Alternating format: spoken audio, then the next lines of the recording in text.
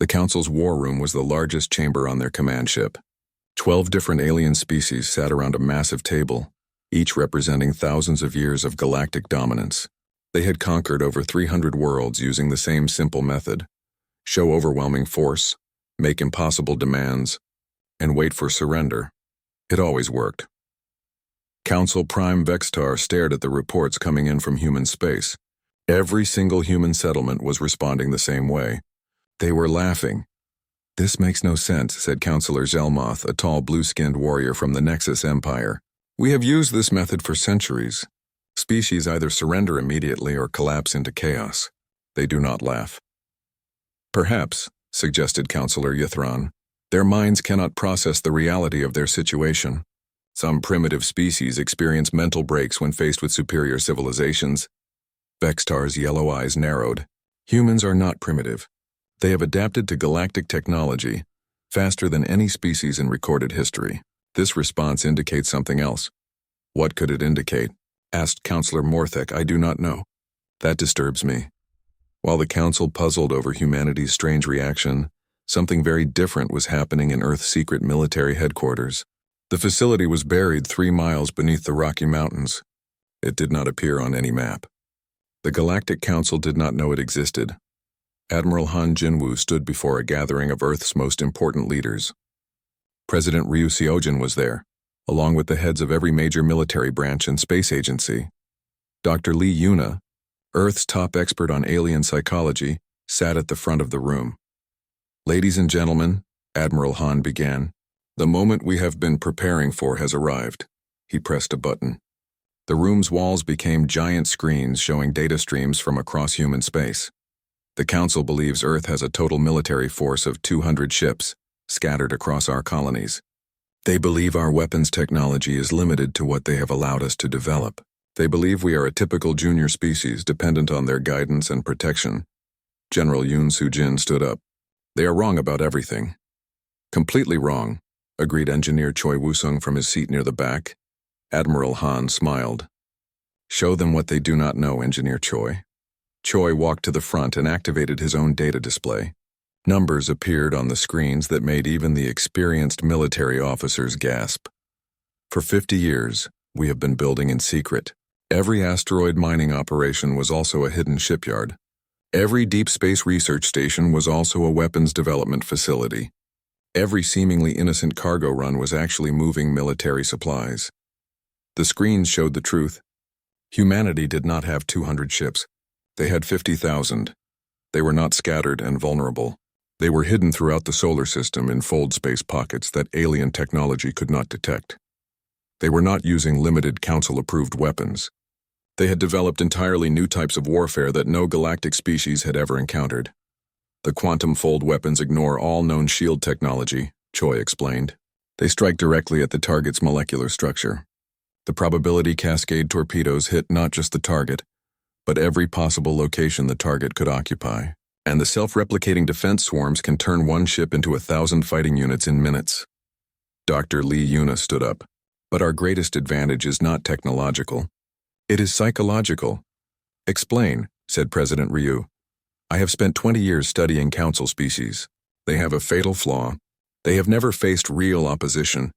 For millennia, their superior technology and overwhelming numbers have made every conflict a foregone conclusion. They have forgotten how to fight an actual war." She walked to the display controls. "They fight in rigid formations that have not changed in centuries. They use the same tactics against every enemy. They expect their opponents to behave predictably." "And we will not behave predictably," Admiral Han said. "Exactly, but more importantly, they have never encountered a species that prepared for them. Every world they conquered was caught by surprise. Every species they enslaved was unprepared for their arrival." "We are different." President Ryu leaned forward. "How different?" Dr. Yuna smiled. "We have been preparing for this war since the day we made first contact with the Council. Every human child born in the last 50 years has grown up knowing this day would come.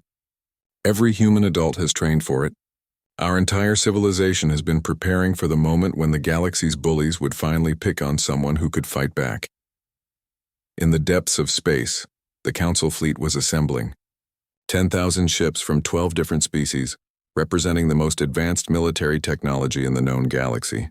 It was the largest fleet ever assembled for a single operation. Vextar stood on the bridge of his flagship, watching the massive armada form into attack formation. Each ship was larger than anything humans had ever built. Each weapon could destroy a city. Together they could glass entire planets. Commander Zelmoth, Vextar said, "What is the status of our intelligence on human defenses?" "Complete, Council Prime. They have scattered defense platforms around their major worlds. Perhaps 50 combat vessels in total, mostly small patrol ships. Their technology is at least 3 centuries behind our own. They have no planetary shields, no long-range weapons, and no experience in large-scale warfare. And their response to our ultimatum?" Zelmoth hesitated. "They are still laughing, sir." Vextar's reptilian features twisted into what might have been confusion. "Have they sent any official response?" "No formal communication. When our monitoring stations request clarification, they simply repeat that they received the message. Some have added that they are still laughing. This is not normal behavior for a species facing extinction. No, sir." "It is not." Vextar stared out at his fleet. In his 1,000 years of life, he had overseen the conquest of dozens of species. None had ever behaved like this. "Perhaps," he said slowly, "they do not understand what they are facing. Sir, should we send additional warnings? Make our intentions more clear?" "No, we gave them 72 hours. When that time expires, we will demonstrate the consequences of defying the Council. Their laughter will stop when they see their cities burning." Back on Earth, Captain Lee Minho was receiving new orders from Earth Command. He read them twice to make sure he understood correctly. "Lieutenant Park," he called to his communications officer, "confirm these orders with Admiral Han's office." "Sir, I already did. 3 times. The orders are genuine." Minho looked at the message again. In simple terms, it told him to prepare his crew for the largest space battle in human history. It also told him that his small defense station would be commanding a force of over 5,000 ships that the enemy did not know existed. "Sir?" Lieutenant Park looked concerned. "Are the orders unusual?" Minho started to smile. "Park, how long have you been serving on this station?" 3 years, sir. In those 3 years, have you ever wondered why we drill so much? Why we practice maneuvers that seem far too complex for a simple defense station? Why our equipment is so much more advanced than anything the Council has ever seen?" Park thought about it. I assumed we were just being thorough." "We were being thorough. We were preparing for war." Minho walked to the window overlooking Mars. "Every human in space has been preparing for this war. Every ship, every station, every colony. For 50 years. Sir, are you saying we knew this would happen?" "Park, we were counting on it." Minho activated his personal communicator and sent a message to every ship captain in the hidden human fleet. "The Council has made their move. It is time to show them what happens when you threaten Earth. Prepare for Operation Laughingstock." Throughout human space, 50,000 ship captains received the same message. On each ship, crews that had trained their entire lives for this moment began final preparations. The Galactic Council believed they were about to crush a weak, unprepared species. They were about to discover how wrong they could be. Captain Lee Minho stood on the bridge of the defense station orbiting Mars. He was drinking his morning coffee when the communication alert started flashing red. Red alerts usually meant trouble. Big trouble. "Sir, we have an incoming transmission from the Galactic Council," said Lieutenant Park Nayong from her station. She looked worried. The Council never called Earth directly unless something was very wrong. Minho set down his coffee cup. "Put it on the main screen." The hologram that appeared made everyone on the bridge go quiet. It was Council Prime Vextar, the ancient reptilian leader who had ruled the galaxy for over 1,000 years.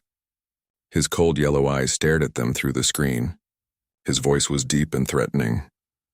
"Humans of Earth," Vextar began, "the Galactic Council has reached a decision about your species. You have become a problem." Minho felt his stomach drop. This was not going to be good news. "For 50 years, we allowed you to join galactic civilization as a junior species. We gave you technology. We gave you trading rights. We gave you a chance to prove you could follow our rules." Vexitar's voice grew colder. "You have failed." Dr. Park Na-young, the station's chief scientist, moved closer to hear better. She had been studying alien species for 20 years. She had never seen the Council Prime look this angry. "Your species is too aggressive, Too unpredictable. You expand too fast. You ask too many questions. You do not respect the natural order of things. Vextar leaned forward. This threatens the peace we have maintained for millennia. Ambassador Kim Do-hyun, who was visiting the station that day, stepped up beside Minho. Kim had been Earth's representative to the Council for 10 years. He knew this was going to be bad. Therefore, Vextar continued, the Galactic Council demands the following from Earth. A list appeared on the screen. As Minho read it, he felt his blood grow cold. First, Earth must surrender all military ships and weapons to Council control immediately. Second, Earth must accept direct Council governance. No more human governments. Third, 60% of Earth's population must be relocated to other Council worlds as workers. Fourth, all human space colonies must be abandoned and destroyed. Fifth, humans may not travel between star systems without Council permission. The bridge went completely silent. Nobody moved. Nobody even breathed. You have 72 standard hours to comply with these demands, Vextar said. His yellow eyes seemed to glow with satisfaction. If you refuse, the Council fleet will arrive to enforce compliance. This is not a negotiation. This is an order. The transmission ended. The bridge stayed quiet for several long seconds. Then something unexpected happened. Lieutenant Park started to giggle. It was a small sound at first. Just a little laugh. But then it grew bigger. Soon she was laughing out loud. Lieutenant? Minho asked, confused, but now Dr. Nayoung was smiling too. Then she started to chuckle. Ambassador Kim looked at the blank screen where Vexatar had been. He shook his head and started laughing. Sir, said Communications Officer Choi from his station, we're getting similar reactions from Earth Command, Luna Base, and the asteroid mining stations. Everyone is laughing. Minho stared at his crew. They were all laughing now. Even the serious military officers were grinning and chuckling, and then Minho understood why. He started to laugh too. It began as a small chuckle, but soon he was laughing so hard he had to hold onto his chair. The entire bridge crew was now laughing hysterically. Sir, Communications Officer Choi managed to say between laughs. The Council monitoring station is requesting clarification on our response. They seem confused. Tell them, Minho said, wiping tears from his eyes. Tell them we received their message. Should I tell them our official response, sir? Minho looked around at his laughing crew. He thought about the Council's demands. He thought about what the Council did not know about humanity. No, he said, still grinning. Let them figure it out. Back on the Council's massive command ship, the alien officers stared at their screens in confusion.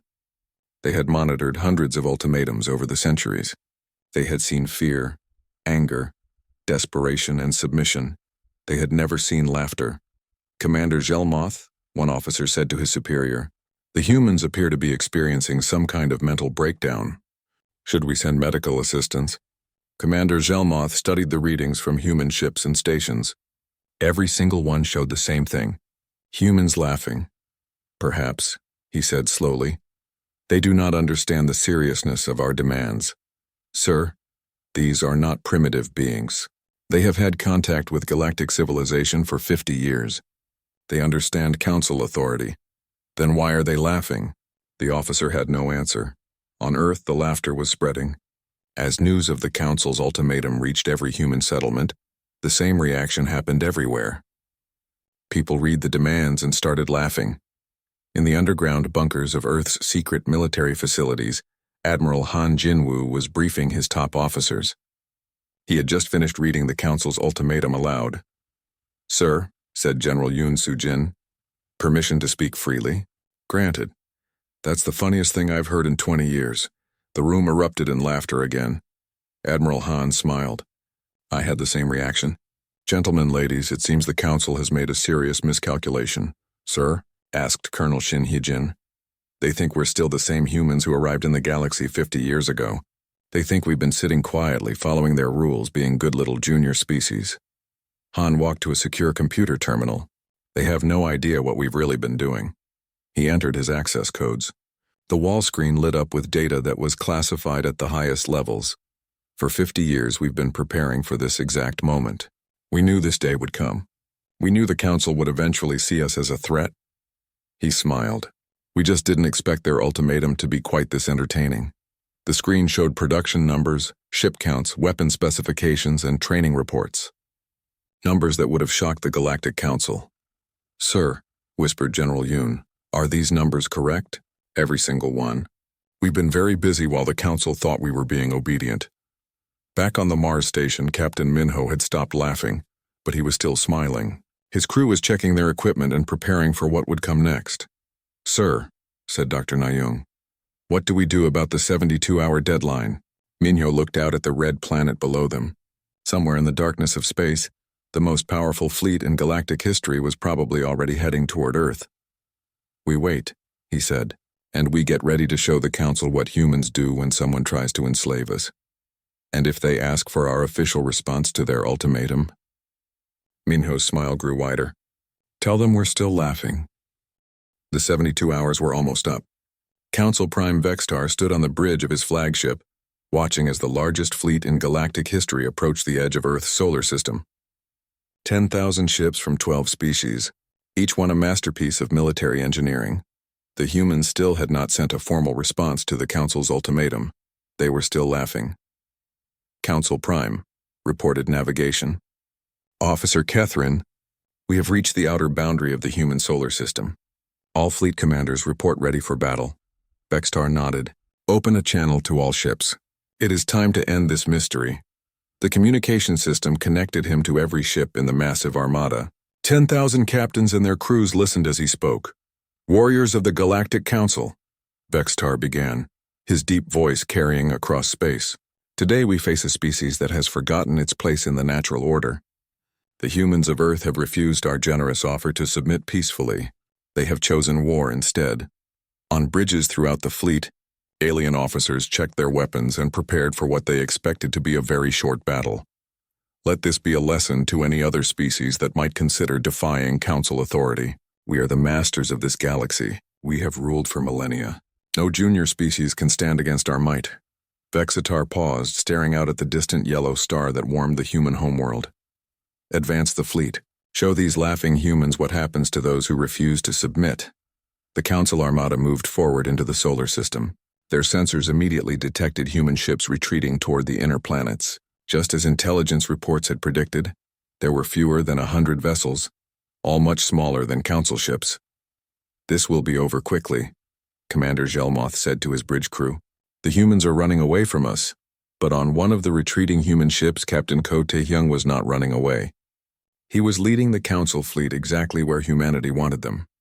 His ship, the stealth frigate Soul's Pride, was invisible to Council sensors. It was one of 50 similar ships scattered throughout the Council formation. The aliens had no idea they were already surrounded. "Captain," whispered his navigation officer, "the Council fleet has passed the Jupiter mark. All ships are in position." Ko smiled. "Send the message to Fleet Commander Park. Tell him the trap is ready." Far behind the Council fleet, in the shadow of Saturn's rings, Fleet Commander Park Hyunwoo received the signal he had been waiting for. Around him, 5,000 human warships materialized from fold space. They had been hiding there for weeks, waiting for this moment. "All ships," Park announced. "This is Operation Laughingstock. The enemy has entered our solar system believing they face a weak, unprepared species. Let's show them how wrong they are." Meanwhile, on Earth, Dr. Lee Yuna sat in her office watching the tactical displays. As humanity's expert on alien psychology, she had predicted every move the Council would make. "They're behaving exactly as expected," she said to her assistant. "Overwhelming force, rigid formations, complete confidence in their superiority. They have no idea what's about to happen to them." Her assistant looked worried. "Dr. Lee, are you certain our analysis is correct? This is the most powerful fleet in galactic history. That's exactly why we're going to win." Dr. Lee replied. "They're so used to easy victories that they've forgotten how to fight a real war. Watch." On the main Council flagship, Vextar was growing impatient. "Why are the human ships not engaging us?" They continue to retreat toward their homeworld. "Perhaps," suggested Counselor Yithron, "they hope to make a final stand at Earth itself. If so, they are fools. We will destroy them easily wherever they choose to fight." But Communications Officer Dralmoth looked confused. Council Prime, I am detecting some unusual readings. What kind of readings? Energy signatures that do not match any known technology. They appear to be coming from empty space. Vextar frowned. Explain. Sir, our sensors show nothing there, but the energy readings suggest massive objects in locations where we see only vacuum. Sensor malfunction. Have the technicians check all systems. Already done, sir. All systems are functioning perfectly. The Council fleet continued its advance, confident in their overwhelming superiority. They had no way of knowing that humanity had spent 50 years developing technology specifically designed to be invisible to Council sensors. They also had no way of knowing that they were flying directly into the largest military trap in galactic history. On the human ship Earth's Defiance, Admiral Han Jinwoo watched the Council fleet approach. His ship was hidden among the asteroids, completely invisible to alien detection systems. Admiral, his tactical officer reported, all stealth frigates are in position within the enemy formation. All heavy weapons platforms are ready. All fighter squadrons are standing by. And our special surprise? Han asked. The probability cascade torpedoes are loaded and ready, sir. The quantum fold weapons are charged. The self-replicating swarms are activated. Han nodded. Remember, everyone, the Council has never faced technology like ours. They don't know how to defend against weapons that ignore their shields. They don't know how to fight ships they can't see. Most importantly, they don't know how to adapt when their rigid battle plans fall apart. At that moment, the Council received their first real communication from humanity in 3 days. It came from an unexpected source, Dr. Lee Yuna herself. Her face appeared on screens throughout the Council fleet. She was sitting in her office on Earth, looking calm and professional. Greetings, counselors, she said politely. I am Dr. Lee Yuna, xenopsychologist. I want to thank you for providing such an excellent case study in apex predator behavior. Vextar stared at the transmission. What is this human talking about? Dr. Lee continued speaking as if she were giving a lecture. You see, my colleagues and I have been studying your species for 50 years. We wanted to understand how civilizations behave when they have held absolute power for too long. Sir, whispered Commander Zelmoth, should we cut this transmission? No, let her speak. I want to understand this species' madness. Our research shows that species like yours develop predictable weaknesses. You become overconfident. You stop adapting. You rely on the same tactics that worked in the past, even when facing entirely new situations. Dr. Lee smiled. Most importantly, you lose the ability to recognize when you're facing an equal opponent. You assume every enemy is weak simply because all your previous enemies were weak. She leaned forward. Council Prime Vextar, you have just led your fleet into a carefully prepared trap. You are not facing a weak, unprepared species. You are facing humans who have spent 5 decades preparing specifically for this battle. The transmission ended. For several seconds, the Council bridge was silent. Then Vextar began to laugh. The arrogance of these creatures is astounding. They think their few dozen ships can challenge the might of the entire Council, but his laughter stopped when his sensor officer made a report that changed everything. Council Prime, I'm detecting massive energy signatures throughout our formation. Ships are appearing everywhere. On the tactical display, red dots began appearing in the middle of the Council fleet. Dozens of them, then hundreds, then thousands. Where did they come from? Vextar demanded. Unknown, sir. They were not there a moment ago. More red dots appeared behind the Council fleet, then above it, then below it. In minutes, the display showed that the Council's 10,000 ships were completely surrounded by 50,000 human vessels. This is impossible, whispered Counselor Yithron. Our intelligence report said they had fewer than 200 ships total. Commander Jelmoth stared at the tactical display in disbelief. Sir, we are outnumbered 5-1. For the first time in his 1,000-year life, Council Prime Vextar felt something he had never experienced before. Fear. The humans had stopped laughing. Now it was time for them to fight. The Battle of Sol began without warning. One moment, Council Prime Vextar was staring at his tactical display in shock, watching 50,000 human ships surround his fleet. The next moment, those ships opened fire. But this was not the kind of warfare the Council understood. Captain Ko Taehyung's stealth frigate Soul's Pride fired the first shot from inside the Council formation. His quantum fold weapon ignored the massive shields of the Council dreadnought beside him. The energy beam passed through the shields like they were made of air and struck the ship's core directly.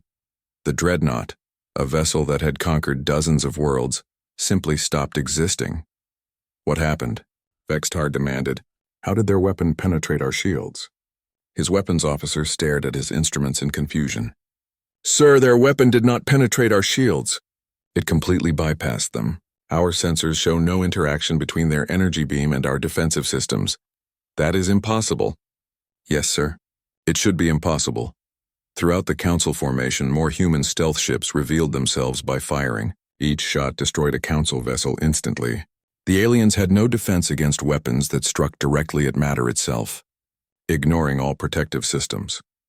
But the real surprise came when Commander Shin Hyejin's artillery platforms opened fire with probability cascade torpedoes. Each torpedo struck not just its target, but every possible position that target could occupy. When a Council cruiser tried to dodge, the torpedo hit both where the ship was and where it might have gone. When an entire squadron scattered, the torpedoes hit every ship simultaneously. Our evasive maneuvers are not working, reported Captain Yuldan from his heavy cruiser. Their weapons are hitting us no matter how we move. Impossible, Vextor snarled. No weapon can strike multiple targets simultaneously, but the human weapons could, because they operated on principles the Council had never discovered. Human scientists had learned to weaponize probability itself. Admiral Han Jinwoo watched the battle unfold from his command ship. His tactical display showed the Council fleet breaking apart under the assault of impossible weapons. Sir, his communications officer reported, we're receiving surrender requests from 17 Council vessels. Denied. This is not about accepting surrender. This is about sending a message to the entire galaxy. The Council's superior numbers meant nothing when their ships could not defend against human technology. Their advanced weapons could not hit targets they could not see.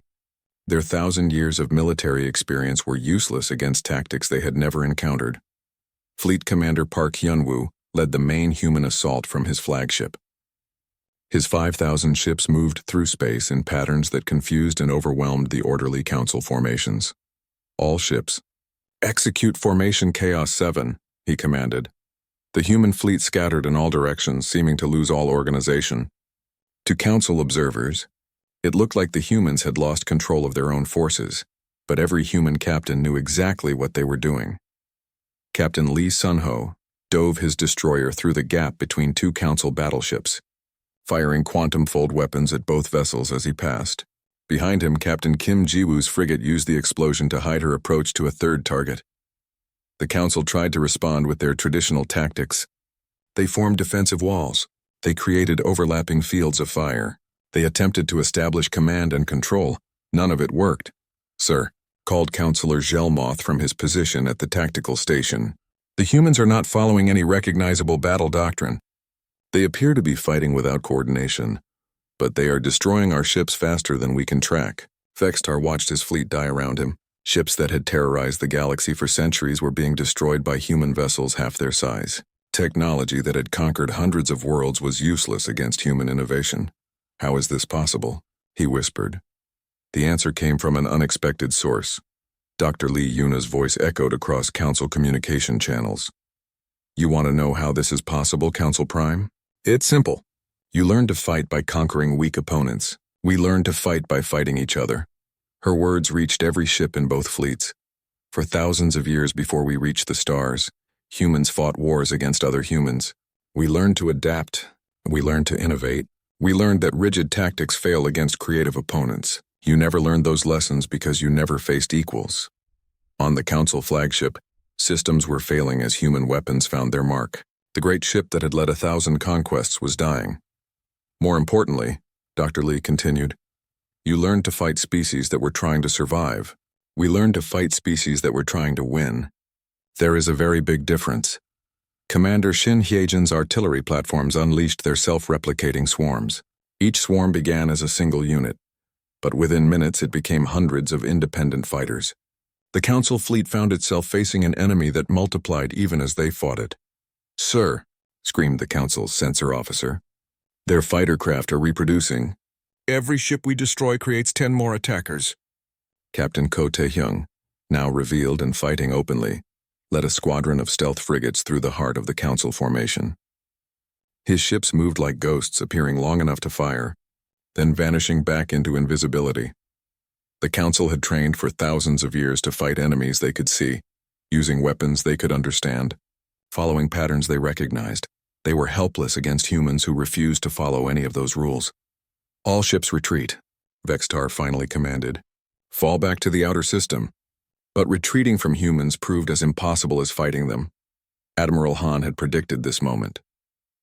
Human ships were positioned throughout the solar system, ready to intercept any Council vessels that tried to flee.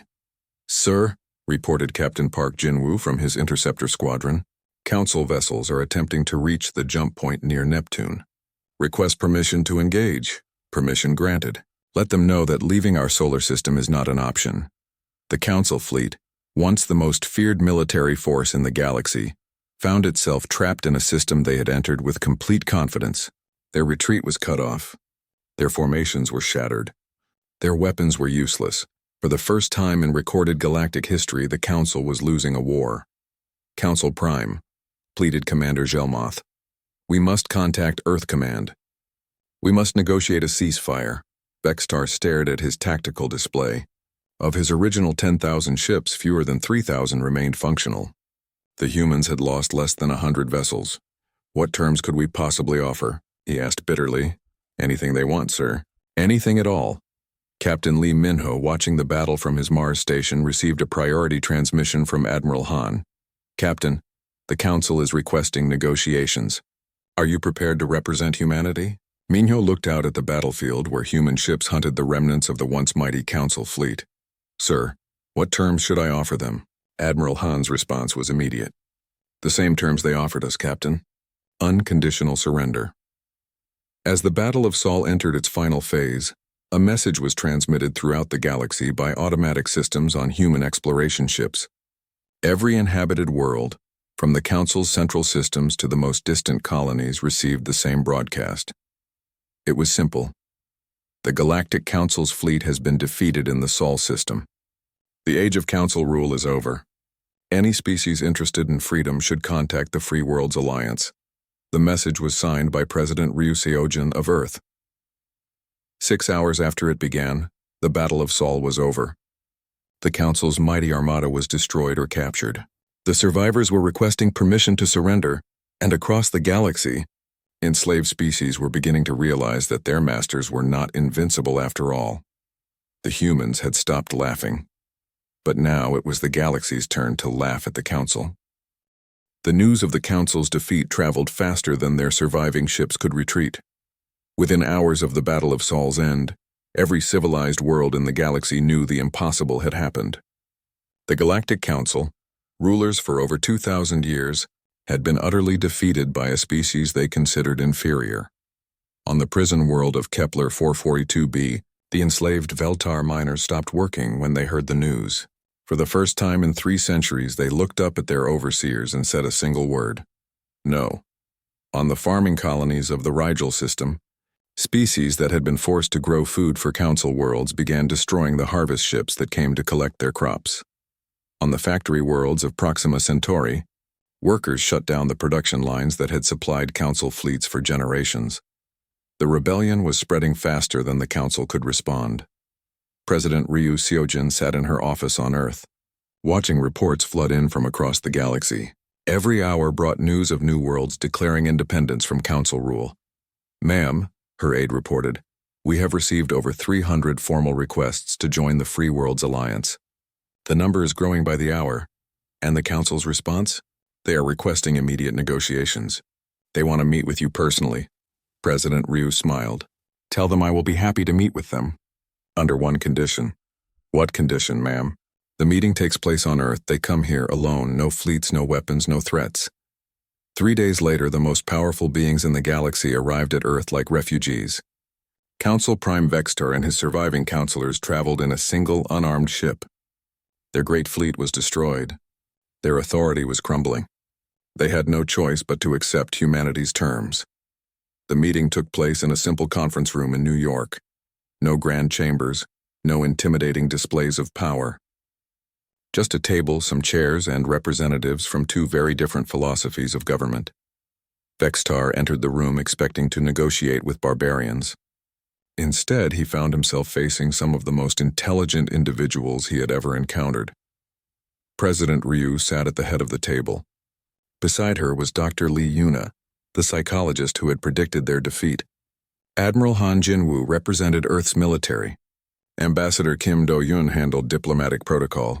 Council Prime, President Ryu began politely. "Thank you for coming to Earth. I understand you wish to discuss terms."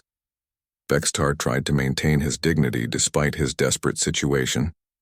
"President Ryu, the Council is prepared to offer Earth a seat among the ruling species.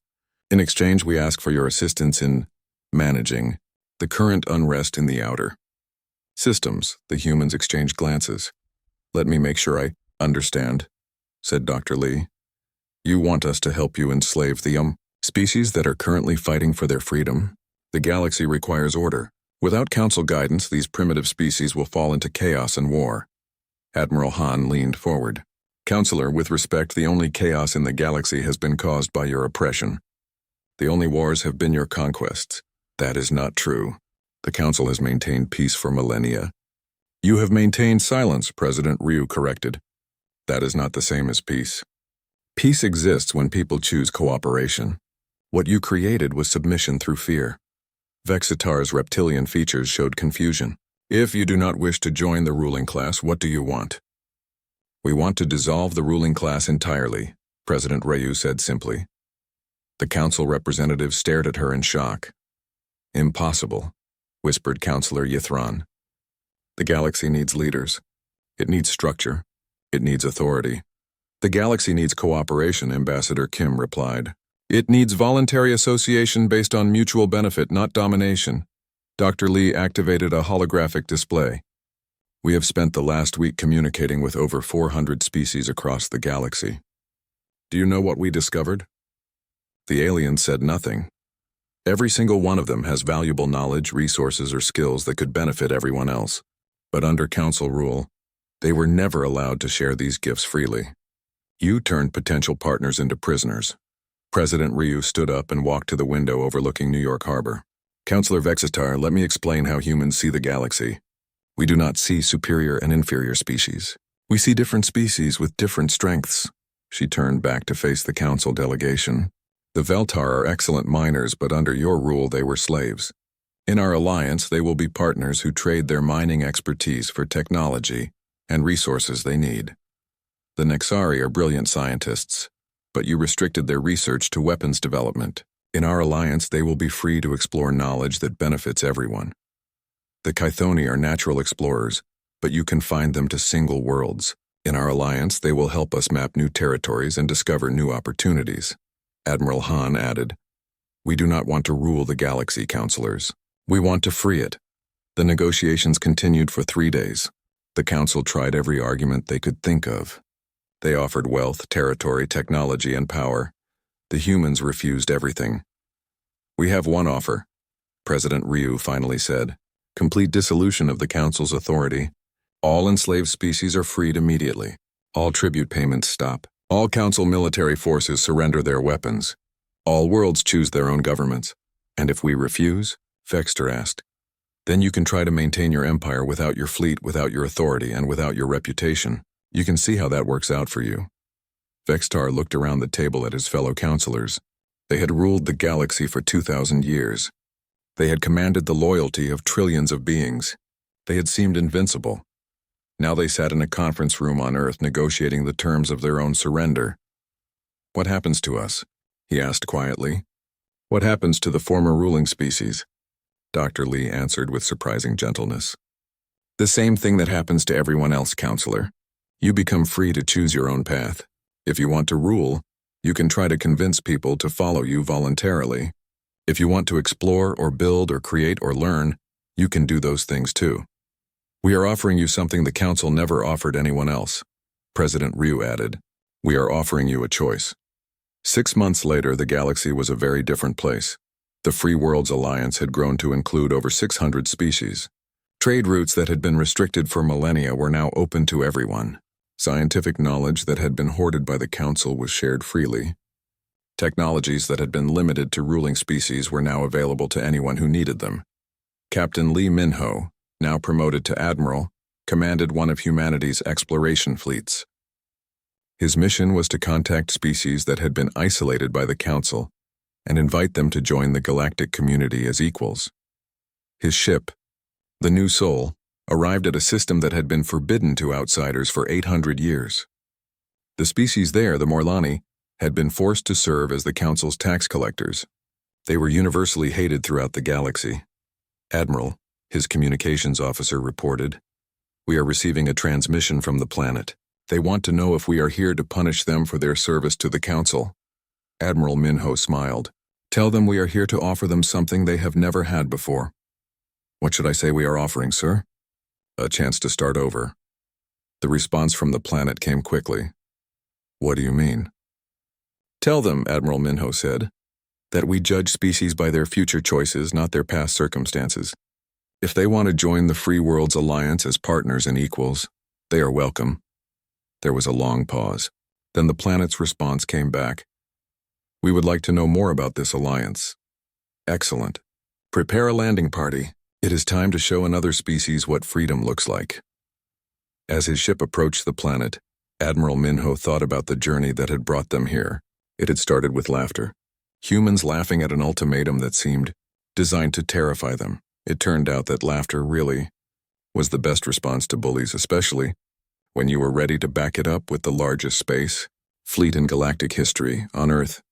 In a small apartment overlooking the Pacific Ocean, former Council Prime Vextar was learning to cook human food. It was his third attempt at making pasta, and he was still terrible at it. His neighbor, Mrs. Chen, knocked on his door with another care package of groceries and cooking tips. She was 70 years old and treated the former ruler of the galaxy like a grandson who could not take care of himself. "Vextar, dear," she said in the patient tone she used with confused children, "you are boiling the water too hard again. The pasta needs to swim, not fight for its life." He looked down at the bubbling pot where his noodles were disintegrating. "Mrs. Chen, I once commanded the loyalty of 12 star systems. How can I not master a simple human meal?" She patted his scaled arm gently. "Because cooking is not about commanding, dear. It is about nurturing. Very different skills." As he stirred the pot more carefully, following her instructions, Vextar thought about her words. For 2,000 years he had commanded. He had never learned to nurture. Perhaps that was why the humans had won. They had not conquered the galaxy. They had offered to take care of it.